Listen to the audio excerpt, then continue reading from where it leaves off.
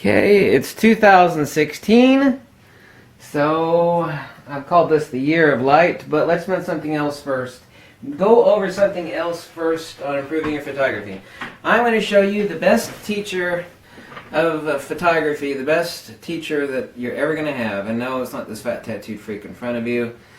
It's your camera. And no, I don't mean your camera is any good. Recently, CNN Today and Fox News came out with information, and this is like no duh to me, that pilots, like some of the recent crashes, were proven to be caused by pilot laziness. Another photographer said that the smarter the cameras get, the dumber the photographer gets, and oh my god, that is true. That's basically the same thing I've been saying for ages.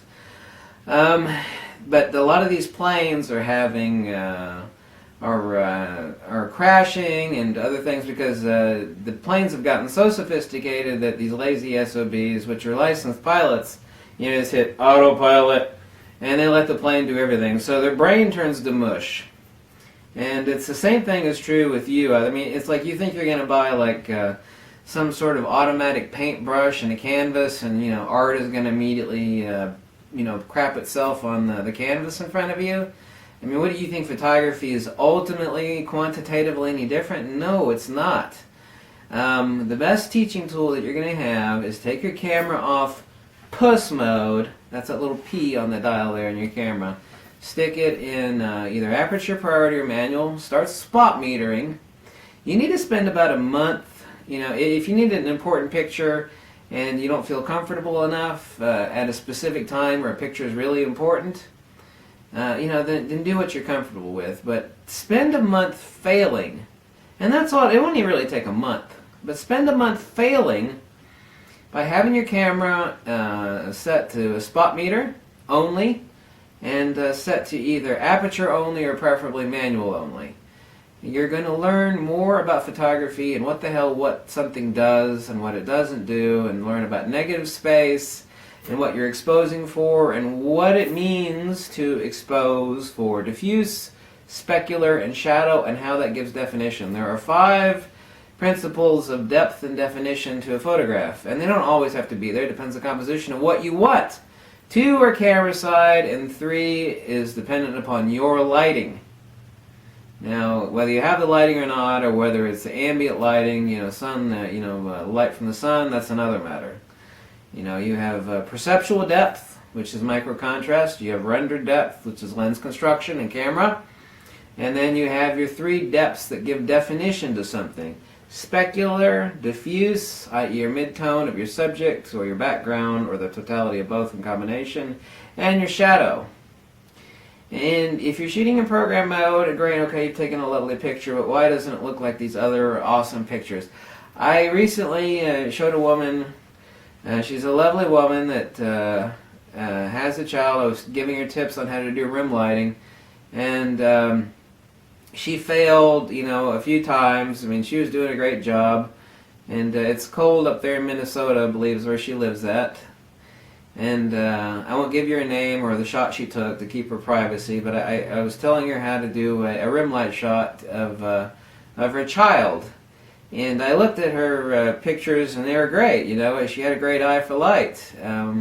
But she wanted to know how to do this, and I told her how to do that. You stick it in a manual, and I'm fairly certain that she never really shot in manual, much less, because it scares the hell out of people. And it shouldn't. I mean, it's okay to fail. I mean, unless it's some sort of one-time event. I mean, you can take the picture over. Just learn as you go along. It's okay to fail. The failure teaches you more than the successes do. When you have a success, you don't think about anything. It turned out great.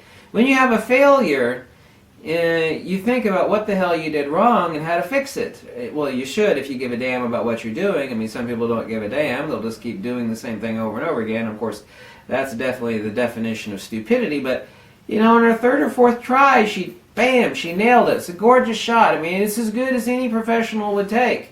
Someone's been shooting for, 20, 30 years professionally. Bam! She nailed it.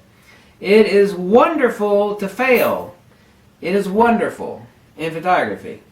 Obviously if it's a one-time event, you're filming, unicorns are trolloping through your backyard and you missed it because you thought you'd fail and stick your camera in manual mode, well, that's something different. But, 9 times out of 10, you can get the shot again. Okay? So fail. Start failing with your camera. Stick it in spot meter mode and in manual mode and or aperture mode, and start failing. Because nobody re-examines their successes, and when you got your camera set to program mode, you got a success every time, but it's not really the success that you necessarily had in your brain. It's the success your camera told you. Well, this is a successful photograph because I determined the proper exposure, shutter speed, and aperture. Well, that's the same thing as these damn pilots I just came out with a news briefing about. It's like, oh God, what a shocker! All these super advanced passenger airliners are the pilots. Their brains are turning to pudding because there's so many pussy modes in the airplane. There's like 4. I mean, I can't remember how many different autopilot modes are in a super advanced modern Boeing or Airbus. I mean, it's just no different than like a camera having 6 different pussy modes. There's pussy mode 1, there's pussy mode 2. You're never going to learn anything that way. It's good to fail. You need to take what's here and translate it into here. Doesn't matter how advanced your camera is, it's stupid POS. Your camera doesn't know crap.